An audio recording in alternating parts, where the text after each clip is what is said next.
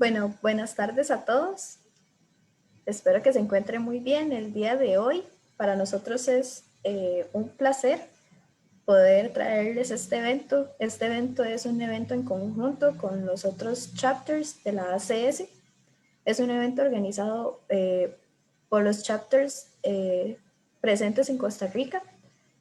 Y para nosotros, bueno, me presento, mi nombre es Laura. Tenemos a mi compañera Ariadna, que es la presidenta de la UCR, del chapter de la UCR, y a nuestro compañero José, que es el presidente del chapter del TEC. En mi caso, yo soy la presidenta del chapter de la UNA, y para nosotros es, como les repito, un placer poder presentarles este importante evento de lo que es el webinar, posibles tratamientos del COVID-19 por el mundo. Para nosotros este es un tema muy importante porque necesitamos estar un poco actualizados dentro del ámbito en donde se mueven cualquiera que sea nuestra carrera, poder ver cuáles son las iniciativas y cómo podemos nosotros poder aportar dentro de este campo tan importante. Tenemos dos charlas el día de hoy, una por un expositor costarricense y otra por una expositora de México. Para nosotros es un placer y mi compañera Ariadna les va a presentar a nuestros expositores. Buenas tardes tengan todos. Bueno, es un placer para mí introducir a Eurídice Juárez, que actualmente trabaja en el Departamento de Farmacia, Facultad de Química, en la UNAM, en donde está el proyecto que nos va a contar hoy sobre la selección asistida por computadora de posibles fármacos para el tratamiento del COVID-19. Ella actualmente tiene 4 publicaciones y 2 proyectos, entonces estamos muy honrados de que hoy esté con nosotros para contarnos dicha información tan importante que dijo Laura. Sin más preámbulo, adelante, Eurídice. Solo para aclararle a nuestro público, pueden hacer las preguntas durante la presentación por medio del chat y al puro final nosotros vamos a tener un espacio para poder responderlas. Bueno, hola, mi nombre es Eurídice Juárez Mercado y actualmente pertenezco al grupo de investigación llamado DIFAQUIM en la Facultad de Química de la Universidad Nacional Autónoma de México. Nuestro grupo principalmente está enfocado en realizar investigación básica sobre el desarrollo de nuevos fármacos y lo hacemos a través de métodos computacionales. Estos métodos los desarrollamos ahí mismo dentro del laboratorio y también aplicamos otros que ya existen. También usamos herramientas de quimioinformática y de modelado molecular principalmente. Asimismo, la mayoría de nuestros proyectos están en colaboraciones con otros grupos de investigación para poder soportar la investigación que se hace debido a que nuestra investigación está enfocada a métodos in silico. Bueno, este es nuestro grupo de investigación y como les comento estamos en México, en la Universidad Nacional Autónoma de México. Bueno, principalmente ahorita nos estamos enfocando en el SARS-CoV-2, que es el coronavirus por el cual está ocurriendo la pandemia actual. Y nuestro principal objetivo es la búsqueda y diseño de fármacos. Esto lo hacemos evaluando la actividad de compuestos químicos contra blancos moleculares del SARS-CoV-2 que son esenciales para su sobrevivencia. Entonces, nuestra investigación, de la que les voy a hablar en este momento, está enfocada en la proteasa principal del SARS-CoV-2, la cual está codificada por el gen de la proteína no estructural número 5. Esta proteína es importante porque es la principal proteasa y es la que se encarga en cortar la proteína en las proteínas funcionales. Entonces, nosotros lo que realizamos en esta investigación es principalmente un filtrado computacional, del cual partimos de millones de compuestos. Después evaluamos la posible actividad que puede tener contra esta proteasa y finalmente realizamos las pruebas biológicas para poder obtener los fármacos, o los posibles fármacos. Nosotros, para empezar este proyecto, lo primero que hicimos fue armar una mega base de datos que denominamos Megadatabase. la cual está conformada por más de 17 millones de compuestos. Entre estos compuestos se encuentran productos naturales, fármacos aprobados, péptidos, algunos compuestos que provienen de alimentos e incluso algunos fragmentos. Entonces, lo que se hace primero es preparar la mega base de datos, en la cual se conservan los compuestos que contienen los átomos de hidrógeno, boro, carbono, nitrógeno, oxígeno, flúor, silicio, fósforo, azufre, cloro, selenio, bromo y yodo. Posteriormente pasamos a evaluar las moléculas que pueden tener posibles errores de valencia y finalmente se neutralizan y se vuelven a reionizar las moléculas para poder tener un tautómero canónico, que es lo que vamos a utilizar para poder evaluar todos los métodos que hacemos.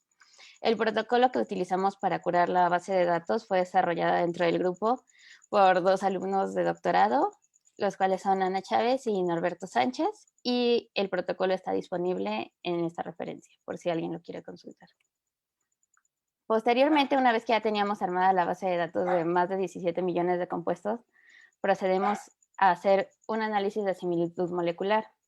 Este se basa principalmente en que tenemos un código de bits, entonces comparamos las moléculas de la base de datos contra posibles moléculas que denominamos moléculas de referencia o queries, las cuales son moléculas que tienen actividades reportadas biológicas contra otros coronavirus, como es el SARS-CoV y el MERS-CoV, con las que sabemos que el SARS-CoV-2 tiene una alta similitud. Entonces, basándonos en esto, lo que esperaríamos es que, pues como si tienen actividades sobre estos coronavirus, es muy probable que también pueda que los tenga sobre el nuevo coronavirus. Entonces, lo que hicimos fue emplear 3 diferentes fingerprints, los cuales se llaman Extended Connectivity Fingerprint de radio 4, radio 6 y los de MaxKeys. Los bits son por los que está compuesto el código y lo que se hace es que se parte de la molécula de referencia o el query. Entonces, el análisis va fragmentando la molécula y va identificando si tiene la molécula en estudio, lo va comparando contra esta. Si tiene la misma parte, se denomina con un 1, si no lo tiene, es un 0. Al final se usa una métrica que es el coeficiente de Tanimoto para poder obtener un valor numérico entre un 0 y un 1, lo cual pues un 1 es muy similar y un 0 es poco similar.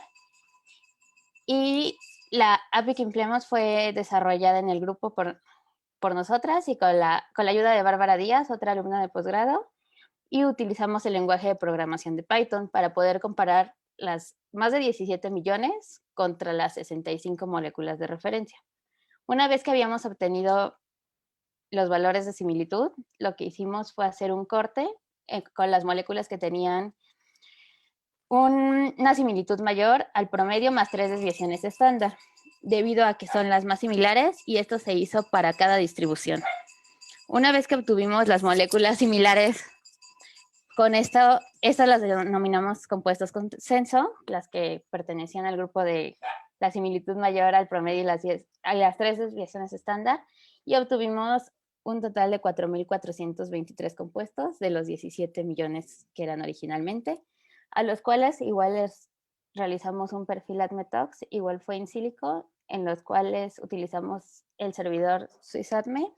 Esta parte principalmente fue llevada a cabo por la alumna Noemí Durán, y asimismo estamos en colaboración con el doctor Vinicius M. Alves en la Universidad de Chapel Hill de North Carolina, el cual desarrolla predicciones de Machine Learning contra la proteasa principal, y con el doctor Sean Ekins, el cual está en Collaborations Pharmaceutical Things, el cual está enfocado en desarrollar predicciones QSAR igual contra la proteasa principal, lo cual hace que podamos filtrar aún más los compuestos y sea mucho más específico, ahora no solo contra compuestos que son activos contra coronavirus, sino que eso nos hace que tengan mucha más selectividad contra la proteasa principal del SARS-CoV-2, que es nuestro principal objetivo.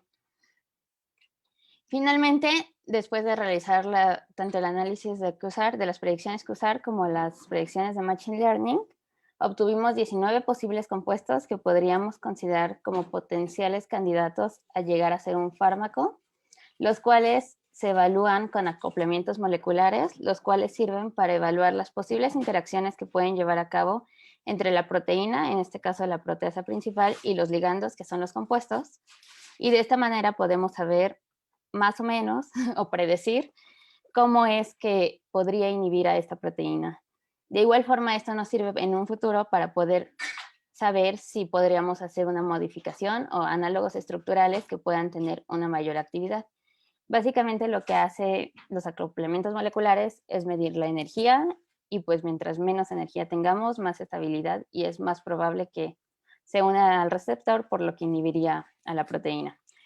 Este procedimiento lo realizamos con 3 diferentes softwares para evaluar diferentes enfoques debido a que cada uno toma diferentes funciones de score. Entonces, al tener pues los 3 resultados, tenemos una mejor probabilidad de que las predicciones sean más reales. Al mismo tiempo, estos 19 compuestos actualmente se encuentran en la compra y las pruebas biológicas con la proteasa principal se están realizando en colaboración con el doctor Marco Velasco de la Facultad de Medicina de la UNAM. Entonces, ahorita estamos esperando básicamente los resultados de lo que podrían llegar a ser potenciales fármacos para el tratamiento del COVID. Y eso sería todo. No sé si alguien tenga alguna pregunta.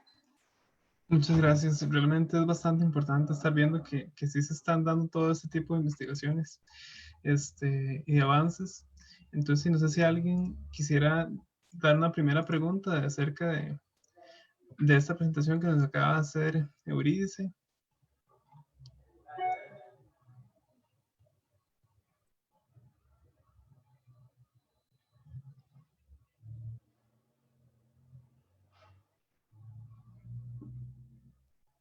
No sé si en el Facebook Live hay alguna duda o pregunta. Bueno, yo tengo una pregunta, estaba escribiéndola, pero creo que mejor mejor la digo. Estos, no soy como muy, entendida de lo que es como todo el proceso, digamos, bioinformático y etcétera, pero me parece súper importante que hayan podido deducir de 17 millones de moléculas diferentes, ¿verdad? Fueron. Sí, eran más de 17 millones. Sí, a 19 compuestos, tal cual me parece que es algo supremamente importante. Y la idea de estos 19 compuestos, lo que están realizando en el laboratorio en el que usted está, es poder analizarlos ya en pruebas químicas o van a ser como pruebas biológicas ya con la proteína del virus. ¿Qué se espera para después? Sí, de hecho, las pruebas biológicas se van a realizar con la proteasa principal, que ya se encuentra disponible. Bueno, se van a realizar los ensayos con la proteína en vivo en el laboratorio del doctor Marco Velasco, que está en la Facultad de Medicina, igual en la universidad. Y la idea es ver qué tanta posible actividad inhibitoria puedan tener y si alguno de estos pues resulta con una actividad favorecedora, ver qué tanto lo es o incluso proponer modificaciones estructurales sobre estas moléculas que puedan ser aún mejores inhibidores. La ventaja que tiene el hacer, bueno, eso es básicamente un screening masivo, ¿no? Pero la ventaja que tiene de hacerlo en sílico es que pues los modelos se han ido refinando y últimamente te pueden dar muy buenos resultados por un costo muchísimo más bajo y un tiempo muchísimo menor a que si esto se hiciera totalmente de forma experimental. Entonces nos reduce como el costo para poder llegar al objetivo. Sí, de hecho eso me parece súper impresionante porque es como totalmente, digamos, es imposible poder analizar en vivo 17 millones de moléculas y dejarlo a 19 compuestos, está súper bien. Algo que no me quedó muy claro, o bueno, no sé si lo mencionaste, ¿podrías darnos unos ejemplos como de cuáles son como los nombres o compuestos químicos a los que se terminó englobando, digamos, este estudio? Sí, pero no. Es que actualmente los resultados que tenemos no son de compuestos, o sea, de fármacos conocidos. Entonces tenemos las estructuras, pero no las puse aquí. Pero si gustan, se las puedo pasar. O sea, igual estamos trabajando en lo del artículo que posiblemente pronto va a salir, pero sí tenemos las estructuras disponibles que les podría enviar el archivo. Eurídice, una pregunta. Sí. de estos 19 compuestos, ¿se sabe cuáles son permeables a la membrana celular? O sea, si todos pueden pasar, entrar a las células o no. No, eso aún no lo hemos probado.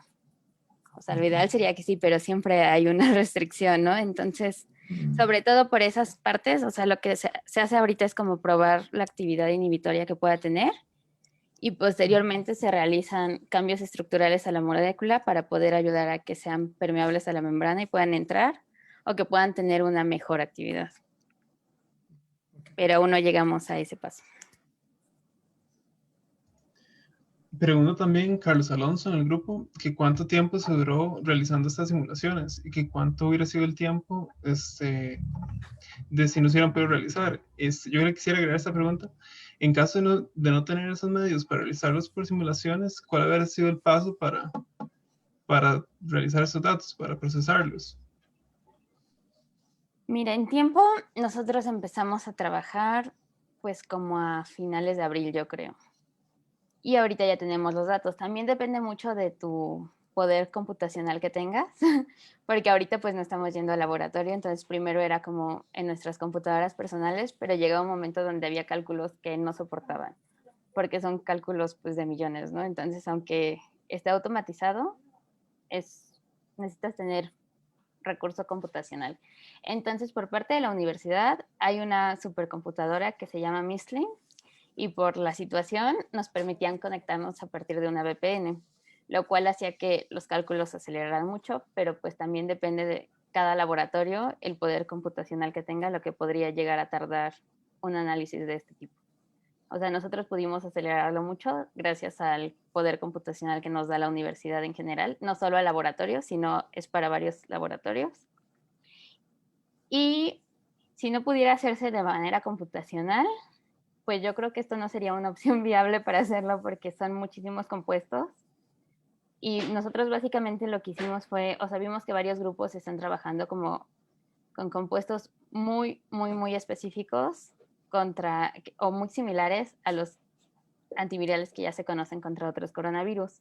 Nosotros queríamos ampliar el espacio químico y probar más cosas que probablemente a otros no se les hayan ocurrido y que probablemente no funcionen o puede que sí funcionen, pero al abrir tanto el espacio químico puede que dentro de eso que no está explorado encontremos algo que sea interesante, como es este caso. Otra pregunta. Sí. De esos 65 queries que usaron al inicio, todos estaban dirigidos contra la proteasa. No, los 65 queries estaba reportado que tenía actividad contra SARS-CoV y MERS-CoV. Ahí fue como una búsqueda general porque fue como poder obtener la mayor información posible, pero después cuando ya filtramos con las predicciones de Machine Learning y de QSAR, esas sí son específicas para la proteasa, porque en el momento en el que empezamos a trabajar, aún ni siquiera estaba la estructura de la proteasa, entonces estábamos como intentando filtrar para después proceder a hacer algo más específico. Es que yo perdí la conexión en algún momento, pero de esos 65 para buscar los inhibidores de la proteasa, básicamente usaron la estructura de la proteasa, no usaron queries. Para el análisis de similitud, se usaron queries. ¿Y cuántos inhibidores de la proteasa usaron como queries? ¿De la proteasa de SARS-CoV-2? Sí. Ninguno, porque aún no había ninguno reportado en ese momento. Ya. Y entonces la búsqueda la hicieron con base en la estructura de la proteína. La búsqueda por similitud la hicimos con base en queries que nada más tenían similitud y que tenían actividad contra otros coronavirus. Posteriormente, cuando ya habíamos filtrado y habíamos obtenido los 4.423 compuestos, que eso solo fue por similitud, las predicciones que se hicieron a esos 4.423 y las de Machine Learning sí están enfocadas en la proteasa principal del SARS-CoV-2 porque ya se tenía la información. De esas 4.423 pasaron a 19. Pasamos a 19. Ok. Sí, es que yo me perdí en un que momento. fue el consenso de los que dieron resultados positivos tanto para las predicciones QSAR como para las predicciones Machine Learning, porque teníamos más, pero los que coincidían en ambos fueron 19. Y bueno, tal vez una última pregunta para después ya seguir con Alberto. Pregunta Andrei, que si han pensado en utilizar liposomas para mejorar la entrega del fármaco. Nosotros, en el laboratorio que tenemos, no tenemos parte experimental, por eso siempre realizamos colaboraciones con otros laboratorios. Sin embargo, también tenemos otras colaboraciones, por ejemplo, con el Instituto de Investigación Biomédica, que ellos sí pueden hacer eso, y probablemente sería una buena solución para la pregunta que hacían de si era permeable a la membrana, ¿no? Entonces podríamos tenerlo en consideración después de realizar el análisis si tenemos resultados favorables, porque aún no tenemos los resultados experimentales, para que pueda favorecer la entrada. Entiendo. Era la última, pero me pone José, el advisor de la UNA, que él quisiera hacer una pregunta más. Entonces, si gustas, hacerla. Muchas gracias. Siguiendo también con la idea del screening, en este perfil ADMETOX tomaron en cuenta factores no solo de permeabilidad, sino, por ejemplo, hacer una revisión de la regla de Lipinski. Sí, que de hecho, tal vez, ajá. se tomó regla de Lipinski, citocromos, pero no se tomó en cuenta aún ese perfil para hacer la selección de los compuestos. O sea, de hecho se tiene el perfil de los 4.423 compuestos para después de los resultados biológicos de la inhibición enzimática poder conocer la información de cada uno de ellos. Sin embargo, para filtrar no se tomó en cuenta esto debido a que, pues, al ser un método in silico, no te asegura que sea realmente verdad los resultados. Solamente tenemos, pues, la predicción. Ok, gracias. Ok, entonces, tal vez Ariana realizar como la introducción para Alberto.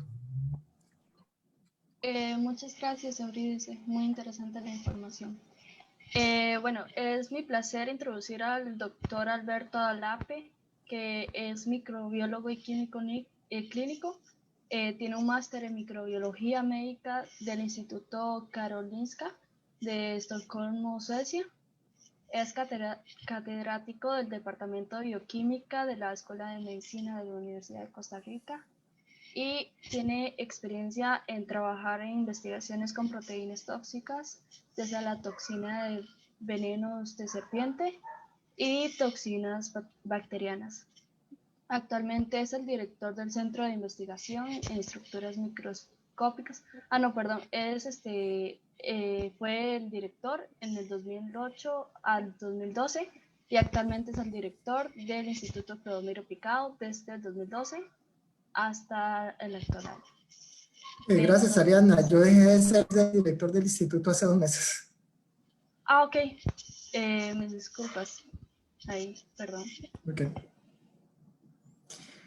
Bueno, buenas tardes. Muchas gracias por la invitación. Yo les voy a hablar de un proyecto que se está llevando a cabo en el Instituto Clodomiro Picado, que consiste en el desarrollo de formulaciones de anticuerpos equinos contra el SARS-CoV-2 para el tratamiento de pacientes con COVID-19. Bueno, la historia comienza con los primeros casos de coronavirus a finales del año pasado y la declaratoria de la pandemia el 11 de marzo de este año, ¿verdad? Los primeros casos en Costa Rica también en el mes de marzo. Y el virus, pues como ya se sabe, tiene relación filogenética con virus de otros coronavirus de murciélagos y de pangolín de China. La enfermedad cursa asintomática y con síntomas leves en la mayoría de los casos, ¿verdad? Principalmente fiebre, fatiga, tos seca. Pero en un porcentaje de los casos evoluciona a convertirse en una infección severa o crítica, principalmente en asociación con la edad. Es que es el principal factor de riesgo. 2 factores claramente asociados son la edad y el sexo. En el caso de la edad, si vemos las tasas de mortalidad por cada 1000 pacientes, la diferencia es impresionante.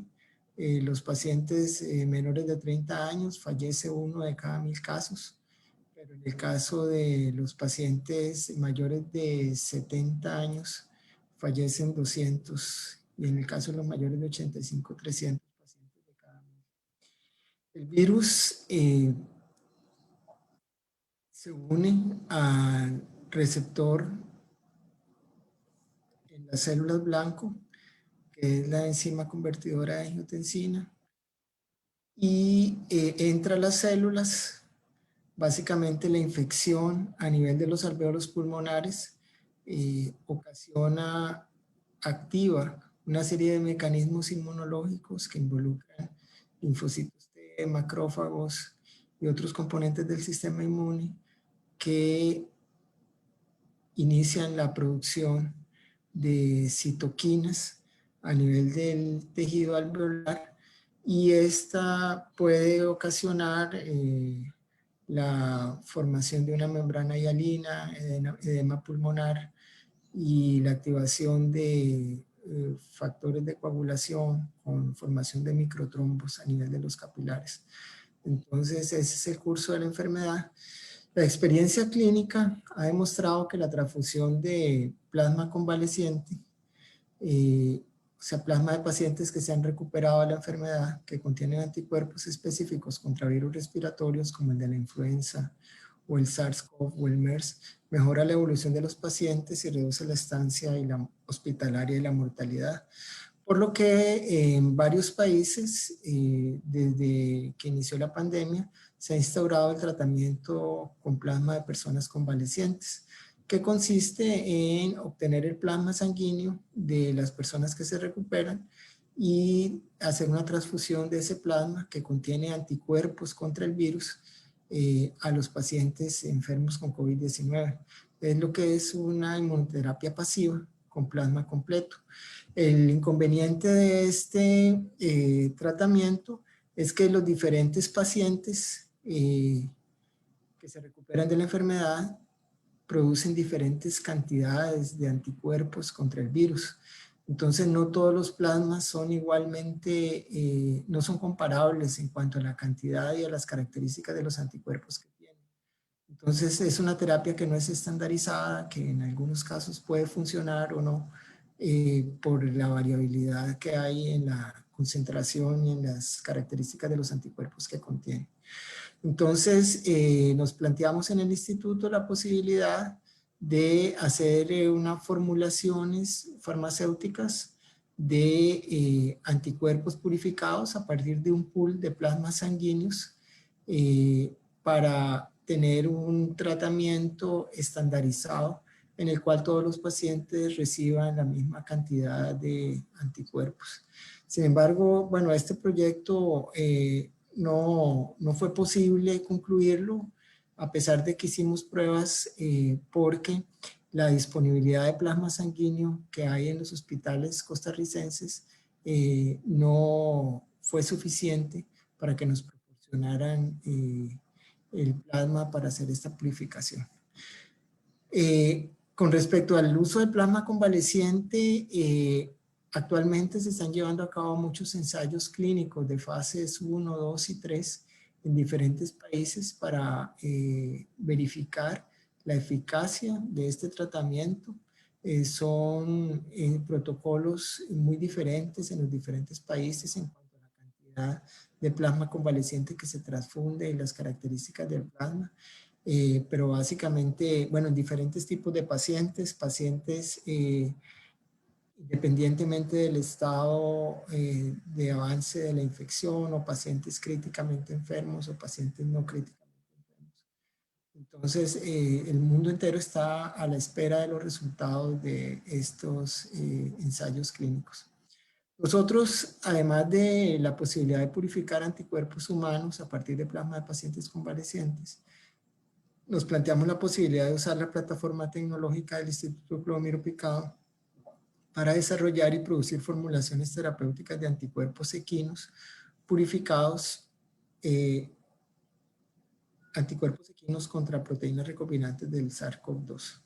Entonces, esas preparaciones terapéuticas de anticuerpos equinos ya se sabe que son seguras en humanos y que raramente inducen reacciones adversas severas, como ya se ha demostrado en numerosos ensayos clínicos realizados con los antivenenos producidos en el instituto en diferentes países. Estas preparaciones farmacéuticas de anticuerpos se elaboran siguiendo las buenas prácticas de manufactura y han sido usadas por décadas en muchos países del mundo para el tratamiento de no solo los envenenamientos por toxinas de serpientes, escorpiones y arañas, sino también para enfermedades infecciosas como la rabia, el botulismo y la difteria. La ventaja de estas formulaciones de anticuerpos equinos es que su producción puede escalarse fácilmente a un costo relativamente bajo en países que tienen plantas productoras de antivenenos. Entonces, la estrategia que se pensó fue inmunizar caballos con proteínas virales recombinantes, separar el plasma sanguíneo y purificar en la planta farmacéutica los anticuerpos equinos contra el virus y para administrarlo a pacientes con COVID-19. Decidimos inmunizar 2 grupos de animales con diferentes inmunógenos. Un primer grupo con la proteína S1 del virus, que como probablemente todos saben es la proteína que se une al receptor, con la idea de bloquear la unión del virus al receptor. Y un segundo grupo de caballos con una mezcla de proteínas, incluyendo la proteína S1, la nucleoproteína y un constructo con epitopos de las proteínas E y M. Entonces esas proteínas se adquirieron de empresas biotecnológicas en Inglaterra y en China. Se prepararon para la inmunización, se inmunizaron los caballos. Los caballos se siguieron después de varios refuerzos, de varias inyecciones, se vio que ya alcanzaban un nivel máximo de anticuerpos. Entonces se sangraron, se separó el plasma se llevó a la planta farmacéutica, donde se purificaron los anticuerpos y se envasaron, ¿verdad?, en formulaciones que pasaron todos los controles las pruebas de control de calidad, y se evaluó la capacidad de ambas preparaciones de anticuerpos para neutralizar la infectividad del virus en células en cultivo en el Laboratorio Nacional de Biodefensa de la Universidad George Mason en Estados Unidos. El resultado evidenció que las formulaciones de anticuerpos equinos, que son estas, tienen una capacidad neutralizante que es 80 veces mayor que una mezcla de 28 plasmas de pacientes convalecientes. La concentración de anticuerpos que se logró con la inmunización de los caballos pues fue realmente buena. La seguridad y la eficacia terapéutica de esas preparaciones actualmente está siendo evaluada y comparada en un estudio clínico de fase 2A, aleatorizado, controlado, doble ciego y multicéntrico que se está llevando a cabo en 26 pacientes con COVID-19 moderado y severo en 4 hospitales de la Caja del Seguro Social. Este primer ensayo clínico prácticamente ya terminó y demostró que ambas preparaciones son seguras y que no hay ninguna diferencia entre las dos. Por lo que ahora lo que se está planeando es llevar a cabo 2 ensayos clínicos separados, uno para pacientes con infección moderada y otro para pacientes con infección severa, probando diferentes dosis para ver cuál es la dosis adecuada. Este primer estudio que se llevó a cabo es un tipo de estudio clínico llamado Pick the Winner, que es para seleccionar la mejor de las 2 opciones. Como les dije, no hubo diferencias. Ahora los próximos estudios que están por iniciarse son estudios de dose finding para encontrar la dosis óptima para el tratamiento. Este nuevo producto terapéutico conteniendo anticuerpos equinos para tratar pacientes con COVID-19 tendría una buena relación costo-efectividad y puede ser producido por otros laboratorios productores de antivenenos en el mundo a un precio accesible en países de renta baja y media, de manera similar a los antivenenos y a un costo muchísimo menor que el de los cócteles de anticuerpos monoclonales que también se están produciendo en los países desarrollados. Nosotros estamos dispuestos a compartir los protocolos de producción optimizados con otros laboratorios productores de antivenenos para que se escale la producción y se pueda salvar el mayor número de vidas en el mundo.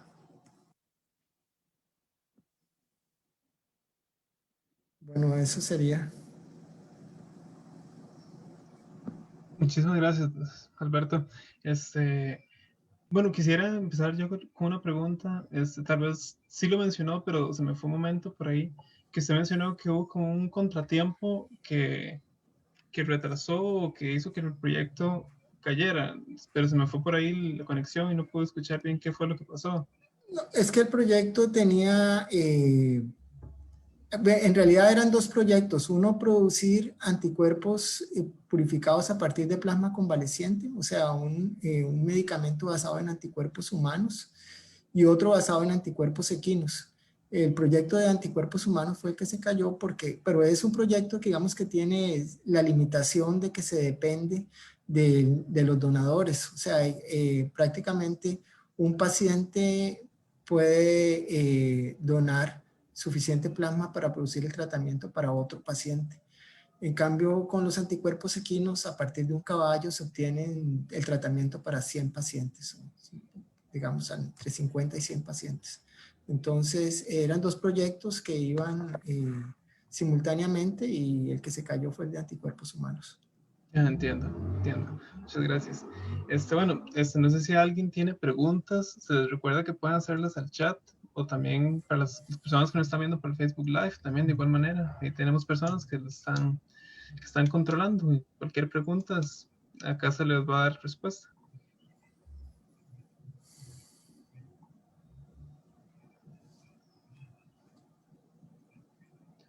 Ok, si no, mientras tanto, me gustaría preguntarle, ahora saben, digamos, cuando presentó esta parte del gráfico, que el plasma de caballo es más eficiente que el plasma convaleciente.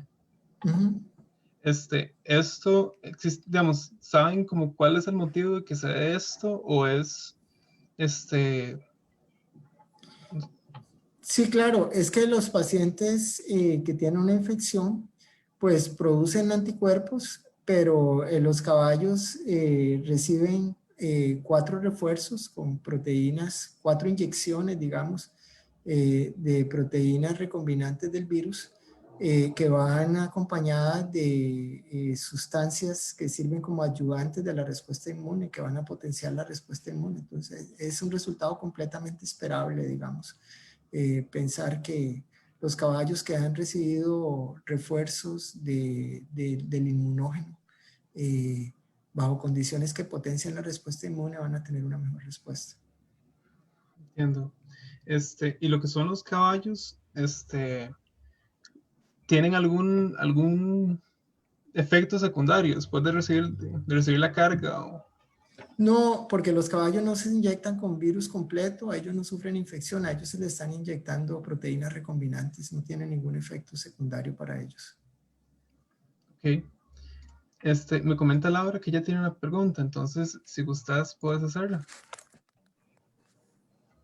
Muchísimas gracias primero por la presentación. En realidad, me queda súper claro lo que está haciendo el Instituto Clodomiro Picado. Y mi pregunta va un poco relacionada, bueno, yo soy de la carrera de Ingeniería en Bioprocesos y me gustaría, digamos, saber, por las fotos que vi de cuando sangran y todo a los caballos y el plasma que se obtiene, como cuál es el volumen usual que maneja la planta y además de eso, también observé en la presentación que se hablaba de poder realizar este mismo procedimiento en otros laboratorios y quería saber si el Clodomiro estaba trabajando como en esos protocolos o si la idea es como que cada laboratorio tenga su propio protocolo, digamos, de producción. Bueno,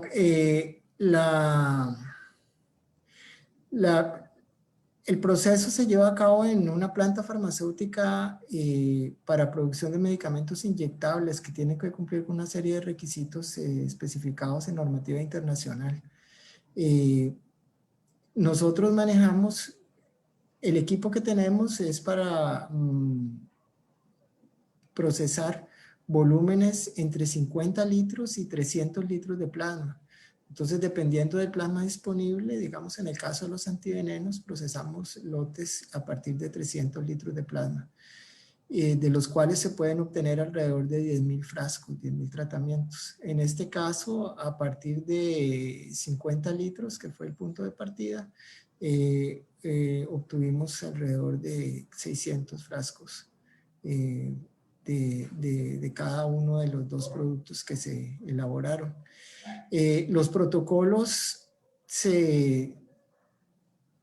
que tenemos se están optimizando y se han publicado en el repositorio de la Organización Mundial de la Salud para que puedan ser usados por otros laboratorios que también tienen una planta farmacéutica que cumpla con estos requerimientos, ¿verdad? O sea, las plantas productoras de antivenenos, que hay varias en América Latina, pueden usarlos para producir un producto similar, ¿verdad? Usando esos protocolos desarrollados y optimizados por nosotros.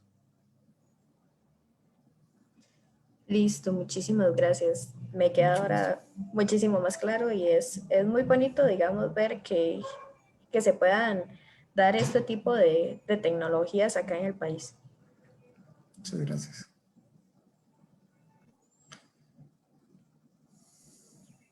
Me parece que Ariana tiene una pregunta, entonces si quieres puedes activar el micrófono.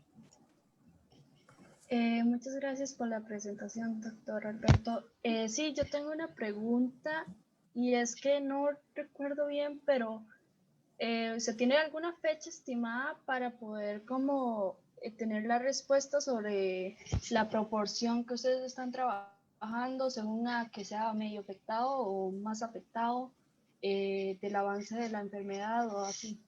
No sé si me voy a entender bien. Sí, los ensayos, la realización de ensayos clínicos, digamos, está regulada por la Ley de Investigación Biomédica en Costa Rica, ¿verdad? Es una ley muy estricta, hay que presentar un protocolo muy detallado a una comisión ético-científica que hay en los hospitales en los hospitales o en las instituciones, en la caja. En este caso, como son estudios multicéntricos que se llevan a cabo en varios hospitales, el protocolo que se presentó y los que se van a presentar los va a ver el Comité Ético Científico Central de la Caja Costarricense del Seguro Social. Y ellos exigen ciertos ajustes, hay que cumplirlo muy minuciosamente. Se está estimando para estos estudios enrolar 200 pacientes, o sea, este primer estudio fue con 26 pacientes, era un estudio de fase 2A, lo que viene es un estudio de fase 2B, 3, y pues esperamos tener los resultados en el transcurso antes de que termine el año, ¿verdad? Pero es un proceso realmente en el que hay que cumplir una serie de requerimientos que no es fácil, ¿verdad? Normalmente la elaboración y la aprobación de un protocolo para un ensayo clínico puede tomar de 6 meses a 1 año y la realización de un estudio clínico, pues dependiendo del número de pacientes y eso puede tomar también de 6 meses a 1 año. Para estos estudios se ha corrido mucho, hay mucha gente muy empeñada en sacar esto al menor tiempo posible, pero no se puede correr más allá de lo que la ley lo permite, ¿verdad? Entonces, esperamos que tener los resultados probablemente a finales de este año. Y ya por tener, digamos, la respuesta de ellos, ¿serían los resultados en sí o sería la respuesta de poder proceder al experimento? No sé, bueno, con el permiso del Comité Ético Científico se lleva a cabo el ensayo y una vez que se tengan los resultados del ensayo, si los resultados son favorables, el medicamento se puede registrar en el Ministerio de Salud para que ya quede registrado como un medicamento, digamos, formalmente, cuya eficacia ha sido formalmente probada, ¿verdad? O sea, nadie puede registrar un medicamento en el Ministerio de Salud si no tiene estudios clínicos que respalden que funciona. En este caso son medicamentos nuevos y los estudios que se están llevando a cabo exactamente son para determinar la seguridad, que no causan efectos secundarios severos y la eficacia. Entonces, una vez que se concluyan los estudios, lo que viene es presentar la documentación al Ministerio de Salud para que autorice su uso ya masivo. Ok, entonces eso ya estaría como para el otro año, por decirlo así. Probablemente sí, para los primeros meses del otro año. Ok, muchas gracias. Okay. Luego me comenta Euridice que ella también tiene una pregunta, entonces si gustas tener la palabra. Gracias. Sí, yo tengo una pregunta. ¿Cómo fue que decidieron elegir inmunizar a los caballos sobre otro animal o sobre cualquier otro modelo animal? Bueno, la plataforma tecnológica del instituto se basa en la producción de antivenenos que contienen anticuerpos equinos. Entonces, por 50 años hemos manejado caballos que se inmunizan con venenos de serpientes. Igual que en México hay 2 empresas y una entidad pública que se dedican a la producción de antivenenos.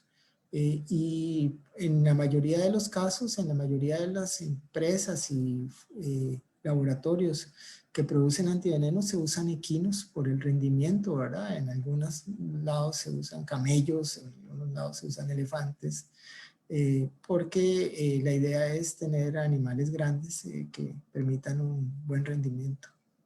Pero tradicionalmente en la producción de antivenenos se utilizan equinos, ¿verdad? Nosotros y mucha gente más en América Latina y en el mundo. Gracias. Uh-huh.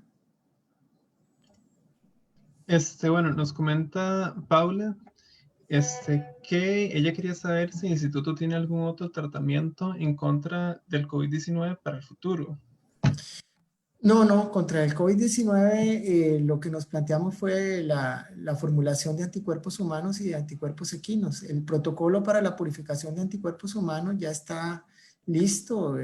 No los hemos hecho, pero podríamos hacerlos eventualmente cuando haya plasma disponible, ¿verdad? Para comparar la respuesta de los pacientes que se les administra anticuerpos humanos y anticuerpos equinos, pero igualmente habría que hacer estudios clínicos, ¿verdad?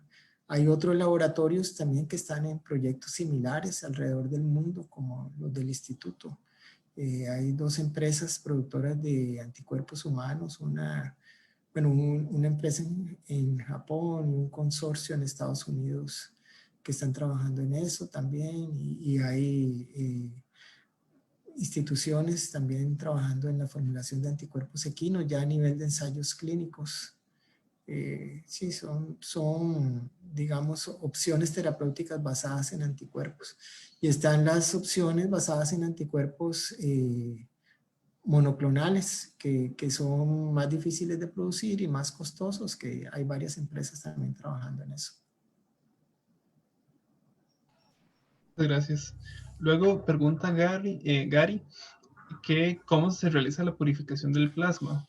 Bueno, el plasma es la fase líquida de la sangre, ¿verdad? La sangre está constituida por células, en más o menos un 40%, principalmente los glóbulos rojos y los glóbulos blancos, que son una pequeña fracción.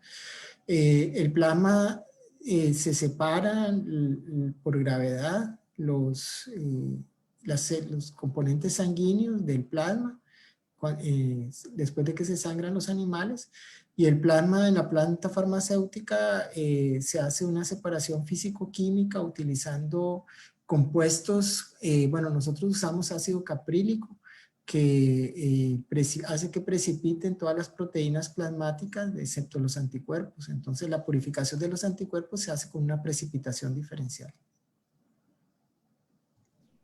Entiendo. Muchas gracias. Bueno, hay otra pregunta. ¿En qué medida las mutaciones que un virus puede experimentar afecta la producción de un posible tratamiento? Bueno, en el caso de los tratamientos basados en formulaciones de anticuerpos, si son basadas en la formulación de anticuerpos monoclonales, la efectividad se puede ver alterada, porque si cambia estructuralmente la proteína hacia la cual va dirigida el anticuerpo monoclonal, pues ya no va a ser reconocido y no puede ser neutralizado. Esa es otra ventaja del uso de anticuerpos policlonales, que es lo que nosotros proponemos, porque es muy difícil que las mutaciones en proteínas estructurales afecte la el reconocimiento por anticuerpos policlonales, porque hay una mezcla de anticuerpos que reconocen muy diversas partes de las proteínas virales. Muchísimas gracias. Bueno, creo que ya después de esto iríamos con Laura para el cierre. Listo, muchísimas gracias, José. En realidad, bueno, creo que por ahí tal vez salió alguna otra preguntita en el chat, pero este espacio de preguntas va un poco más generalizada para ambas partes de la charla. Entonces, bueno, como lo observamos, ambos tratamientos son muy diferentes en sí, y en realidad esto nos permite abrir la posibilidad y la visión de en dónde podemos calzar. Como les había comentado, bueno, los miembros del Student Chapter son muy diversos en cuanto a carreras científicas, y la primera pregunta que quería como hacerles a ambas partes, a ambos expositores, era cómo esa relación interdisciplinaria que han tenido en los laboratorios en donde están trabajando les ha ayudado, y qué cosas importantes ven que debamos transmitirle, digamos, a estas nuevas generaciones que también pueden entrar en este tipo de temas, cómo poder desarrollarse. Bueno, el trabajo interdisciplinario es fundamental, ¿verdad? Y permite que gente con diferente formación aporte diferentes puntos de vista para el desarrollo de un proyecto. En el Instituto Clomiro Picado, muchos somos microbiólogos, pero también hay biotecnólogos, químicos, y el aporte de todos es muy importante y todos dan su contribución. Entonces, esa visión de multidisciplinaridad es fundamental para el éxito de los proyectos. Sí, o sea, yo creo que ningún área está peleada, ¿no? Y mientras más se puedan complementar, incluso se pueden obtener mejores resultados. Por ejemplo, en el caso de en la facultad en la que estoy, bueno, yo soy aún alumna de licenciatura y mi licenciatura es química farmacéutica biológica. Entonces, a veces dicen así como es que su licenciatura quiere abarcar muchas áreas porque pues nos dan un poco de micro, un poco de química, un poco de incluso de fisicoquímicas, y también tenemos el área de farmacia, pero también creo que es como una buena perspectiva para que sepas cómo puedes pues conjuntar todas las áreas y pues encontrar más soluciones, ¿no? Por ejemplo, con la pandemia, pues no es como que esté peleado algo, y pues mientras más posibilidades haya de encontrar alguna solución, pues es mucho mejor para la población. Perfecto, muchísimas gracias. Y eso me lleva a otra pregunta. ¿Cómo han visto que ha cambiado la colaboración entre diversos laboratorios en diversas partes del mundo con estos temas en específico? Porque sabemos que con todo esto de la pandemia y la virtualidad, mucho se ha debido al networking. Entonces quisiera saber cómo los ha influenciado también en esa parte.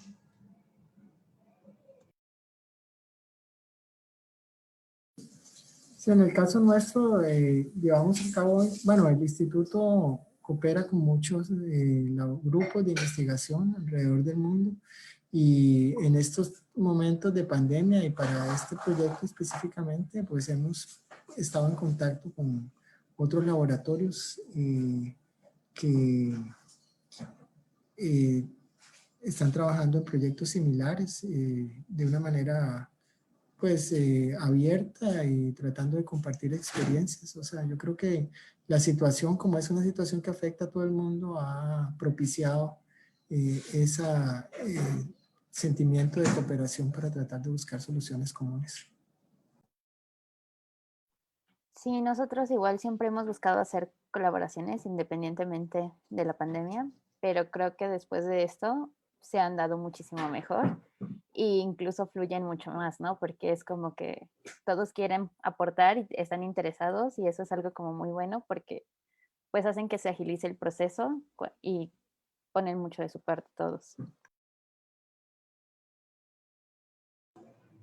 Bueno, muchísimas gracias a ambos expositores. Yo creo que este espacio ha sido sumamente enriquecedor para todos los que están presentes y para todos los que nos están viendo a través del Facebook Live. Para cerrar, por último, quisiera saber si alguno de los expositores quiere dar algunas palabras como para cerrar.